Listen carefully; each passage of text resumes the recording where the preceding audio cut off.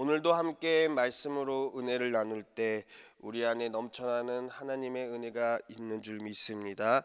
오늘 말씀은 출애굽기 8장 20절에서 32절 말씀입니다. 여호와께서 모세에게 이르시되 아침에 일찍 일어나 바로 앞에 서라. 그가 물 있는 곳으로 나오리니 그에게 이르기를 여호와께서 이와 같이 말씀하시기를 내 백성을 보내라. 그러면 그들이 나를 섬길 것이니라.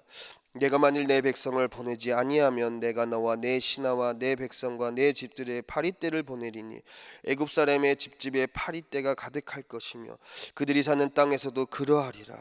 그날에 나는 내 백성이 거주하는 고센 땅을 구별하여 그곳에는 파리가 없게 하리니 이로 말미암아 이 땅에서 내가 여호와인 줄을 내가 알게 될 것이라.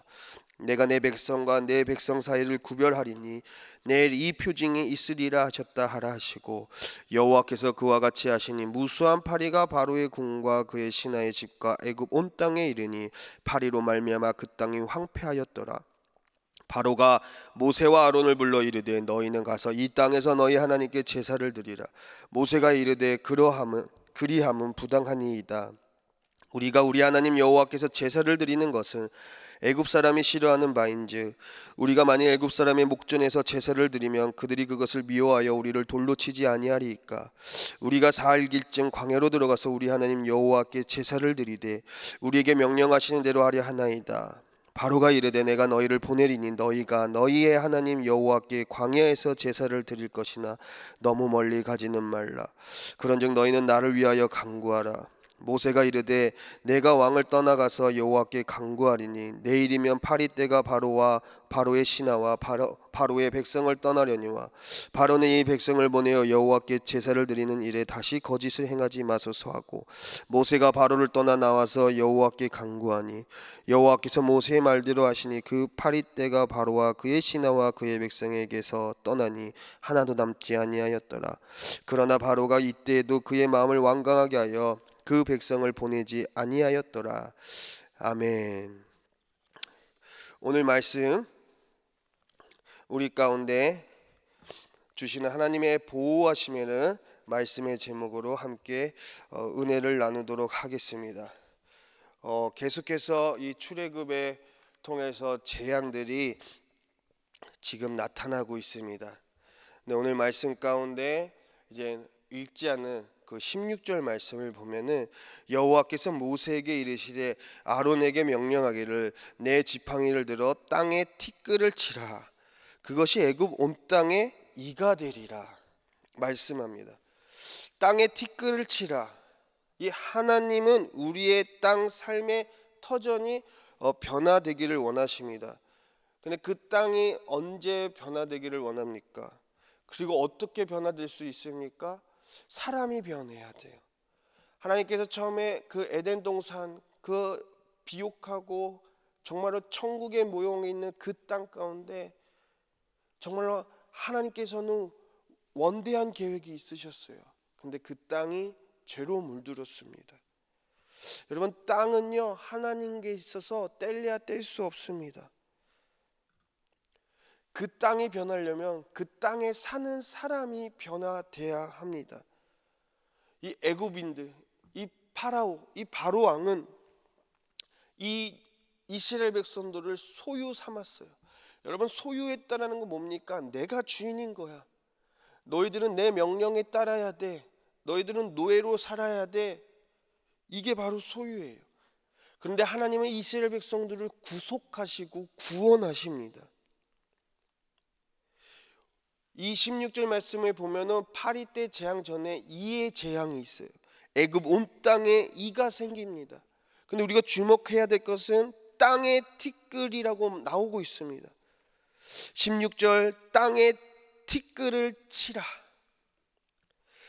이 땅의 티끌이란 말은 땅에서 땅이라는 뜻인데 이것을 원어로 보면 하나님이 사람을 흙으로 창조하셨다는 그 흙의 원어랑 똑같다라는 거예요. 창조주의 뜻이 거역되어서 사람이 사람을 소유하고 부리는 그런 죄악된 그 땅을 하나님께서는 지금 치신다라는 것입니다. 여러분, 하나님이 우리를 창조하실 때 하나님의 형상대로 우리를 창조하셨습니다. 근데 이 본문 말씀이 너무나도 심각한 이유는 하나님이 하나님의 형상대로 창조하셨는데 지금 재앙으로 덮어지는 그런 상황이에요. 이 하나님의 마음이 얼마나 아프셨을까요? 그래서 그 땅에 티끌을 침으로 온 땅에 이젠 이가 생깁니다. 그런데 제가 이 전장의 그러니까 전절에 이 말씀을 언급하는 이유가 19절 말씀이에요. 요술사가 바로에게 말하되 이는 하나님의 권능이니이다 하였으나 바로의 마음이 완악하게 되어 그들의 말을 듣지 아니하였으니 여호와의 말씀과 같더라. 그러니까 나일강과 개구리는 이 요술살들이 흉내를 낼 수 있었어요. 그런데 19절 말씀 이는 하나님의 권능이다. 그러니까 땅은 하나님의 권능이에요. 땅의 티끌에 재앙을 내는데 이 요술사들이 따라할 수 없어요. 그런데 그들이 고백한 말이 뭐냐? 이것은 하나님의 권능이에요. 아무도 할 수 없다라는 거예요. 권능이란 뜻은 바로 이 손가락이란 뜻인데 하나님의 손가락이 있다. 하나님의 손가락만이 가능한 것이다. 이젠 이것을 모세와 아론만이 인정한 것이 아니라 이 애굽 사람들도 인정하게 되는 것입니다. 20절 말씀, 오늘 본문 말씀을 보면 여호와께서 모세에게 이르시되 아침에 일찍 일어나 바로 앞에 서라. 그가 물 있는 곳으로 나오리니 그에게 이르기를 여호와께서 이와 같이 말씀하시기를 내 백성을 보내라. 그러면 그들이 나를 섬길 것이니라. 아멘. 재앙 때마다 하나님이 계속해서 말씀하시는 게 있어요. 재앙이 임하기 전에 여호와께서 이르시되 하나님의 말씀으로 시작합니다. 그리고 파리떼든 개구리 재앙이든 날개 재앙이든 하나님께서는 다시 한번 그들에게 말합니다. 이 재앙을 끊을 수 있는 방법이 있다. 그것이 뭐예요? 이 말씀을 계속하시는 거예요. 바로 20절 내 백성을 보내라. 그러면 그들이 나를 섬길 것이다. 나를 예배하면 모든 것이 끝나는 거예요. 이스라엘 백성들이 나를 예배하면 이 재앙은 끝나는 것이고 너희들이 나를 예배하면 이 재앙은 끝나는 것이다. 그런데 지금 나일강이 피로 물든 그런 상황에서 이 바로가 어떻게 합니까? 아침 일찍 일어나 물 있는 곳으로 나와서 여전히 하나님을 예배하는 것이 아니라 누굴 예배해요? 나일강을 예배하고 있습니다. 그런 상황에서 모세가 가서 하나님의 말씀을 대언하는 거예요. 하나님을 예배해라. 재앙을 끝내는 길은 바로 이 예배하는 것입니다. 우리의 삶 가운데 문제가 있고 어려움이 있고 아픔이 있는 그런 상황 가운데 우리가 진정해야 할 것은 그런 것들의 해결책을 찾는 것이 아니라 하나님 앞에 예배하는 거예요. 이 예배가 모든 것의 시작입니다. 21절 말씀 네가 만일 내 백성을 보내지 아니하면 내가 너와 내 신하와 내 백성과 내 집들의 파리떼를 보내리니 애굽 사람의 집집에 파리떼가 가득할 것이며 그들이 사는 땅에도 그러하리라. 21절 말씀에도 또 나옵니다. 땅에서도 그러하니라. 16절 말씀에 온 땅, 17절에 애굽의 온 땅의 티끌, 우리가 이것을 주목해야 합니다. 하나님은 땅을 건드리세요. 거기에 삶의 터전이에요. 근데 그 땅이 정상적이지가 않아요. 소유하려고 하고 그래서 그 땅이 더럽혀지고 그 욕심으로 인해서 더럽혀지고 오염된 그 땅 가운데 우상이 난무하고 하나님의 말씀이 살아 숨쉬지 않는 그 땅 가운데 예배하지 하고 하나님을 예배하지 않는 그 땅 가운데 하나님이 파리를 보낼 거다. 이 파리떼가 오는 건 우연이 아닙니다. 그 말씀의 증거가 22절 말씀이에요. 그날에 나는 내 백성이 거주하는 고센 땅을 구별하여 그곳에는 파리가 없게 하리니 이로 말미암아 이 땅에서 내가 여호와인 줄 네가 알게 될 것이라. 아멘. 사실 이 파리떼가 가장 잘 모이는 곳이 이스라엘 백성들이 살고 있는 고센 땅입니다. 근데 그 고센 땅에는 파리떼가 오지 않아요. 뭐라고 말씀하십니까? 22절 고센 땅을 구별하여. 구별하다라는 건 끊어내서 풀어주는 거예요. 이게 구별이에요. 예수 그리스도가 십자가상에서 우리의 죄를 통하여 우리를 죄에서 자유하게 하시고 우리를 죄의 속박에서 풀어주시는 이 구별, 그래서 우리를 세상 가운데 구원해 주시는 이 구별, 그리고 이 구별은 거룩하다라는 것입니다. 이 땅에서, 이 22절에서 이 땅에서 내가 여호와인 줄을 네가 알게 되리라. 여기서도 땅이 나와요. 하나님께서는 땅의 주인이신 그 하나님이 선포하고 계시며 구별된 자들을 이 땅에서 회복하십니다.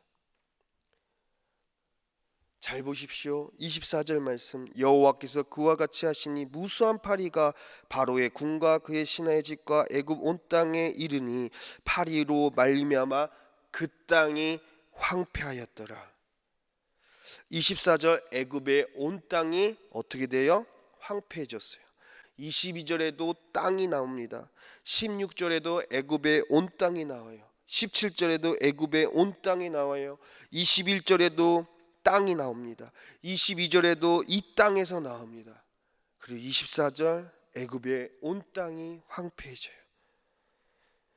그 땅들이 하나님을 섬기지 아니 파리대로 황폐해집니다. 그런데 하나님을 예배하는 하나님의 사람들이 모여있는 고센 땅은 보호를 받아요. 하나님의 나라가 있습니다. 하나님의 나라가 회복되는 거예요. 사랑하는 성도님들, 하나님을 예배하는 자들이 가는 곳마다, 구별된 자들이 가는 곳마다 바로 이 하나님의 나라가 임함으로 오염된 것들이 다시 한번 하나님의 것들로 회복되어지는 이 놀라운 상황들. 그래서 하나님은 오늘도 찾으시는 거예요. 세상에 없어져 가는 것들을 예배하는 사람들이 아니라 하나님을 진정 예배하는 사람, 그들을 통해서